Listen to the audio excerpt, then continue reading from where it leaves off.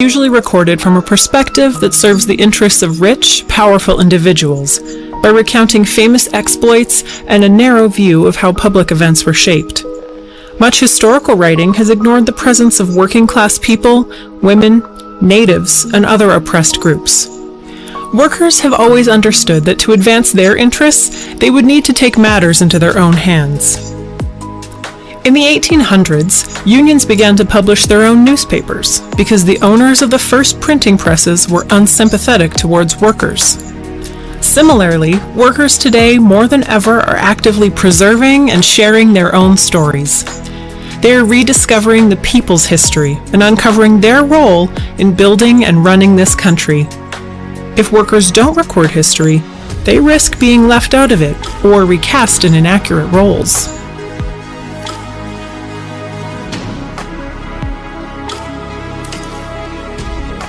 There are many ways the past has been preserved, and for people to learn about history. Documents kept by workers have recorded their own history by writing down thoughts about their lives and struggles through their decisions to join or fund unions and political parties, or to participate in cultural activities. Records also exist of what workers said when they appeared in courts. Government and union records, newspapers, and other contemporary writings are also useful. Labor historians and other social scientists dedicate themselves to researching and writing about workers. At first, they focused on the development of trade unions and workers' politics, but a new generation of historians broaden the field to examine the experience and culture of all workers. The writings of historians are valuable secondary sources. It's important, though, to always identify the political perspective of the author. Archives, libraries, and museums play an important role in collecting and disseminating workers' history. Some are even dedicated specifically to working-class heritage and arts. Research collectives, often staffed by activists, publish accessible materials from a particular region. The most vibrant of them rely on the support of volunteers and the funding of trade unions, foundations, and individual donors. Though much remains to be done, they have led the way in ensuring workers' stories are a part of both public broadcasts and the official curriculum of public schools. As technology has improved, so too has our ability to constantly and accurately record and preserve events and stories. Take images, for example. At first, only drawings, paintings, or engravings existed. Relatively few artists chose to depict workers, as doing so was at times considered subversive. Though photography was invented in 1839, it would take decades before workers were regularly featured, and even longer before cameras reached the hands of ordinary people. Early motion pictures were more concerned with providing a diversion than reflecting workers' lives, with notable exceptions. Dramas now tell the stories of characters that might as well have been real workers, and documentaries have surged in popularity. Enough films are about workers that we can now search labor film databases and attend labor film festivals. Music is a vital historical resource. Some musicians and new media specialists develop video ballads to retell workers' stories.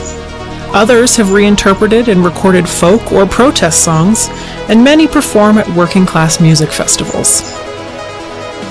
Some novels have been written as historical fictions, and the roots of labor history graphic novels can be traced to a tradition of activist and underground comics that emerged in the late 19th century.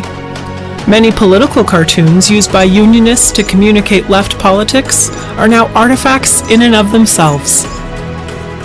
Workers can sometimes find their history by watching stage plays and theater, or by following walking tours. It is up to workers themselves if public monuments, murals, and place names are to reflect their lives. Every community has a working-class history worthy of its own tour. In the information age, incredibly the sentiments and struggles of workers more accessible. Unions have also established microsites that preserve and share the stories of their members. Perhaps one of the most important technological advances for preserving labor history occurred in the early 1950s, when recording on magnetic tape came into general use.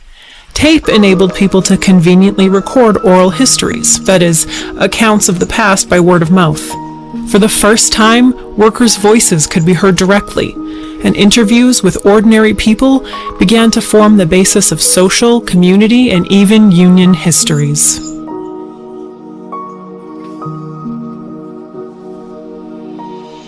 Everyone has a story worth sharing and preserving. The stories of workers' lives matter. Working class history gives insight into today's circumstances, putting lives into a deeper and broader context. When people see themselves in history, they gain a new consciousness and understanding of how to go forward.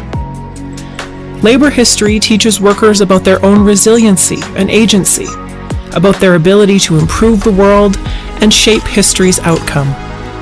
They discover it is the countless small deeds of many people together who make possible the significant events that become history. And while no union was ever perfect, and many have long since disappeared, unions help unite workers and empower them to make history. Looking back, workers have faced hardships, cruelty, and exploitation. But there was also resistance and triumph, moments in which courage, compassion, and love defined the day. These stories give hope and strength to carry on today's struggles.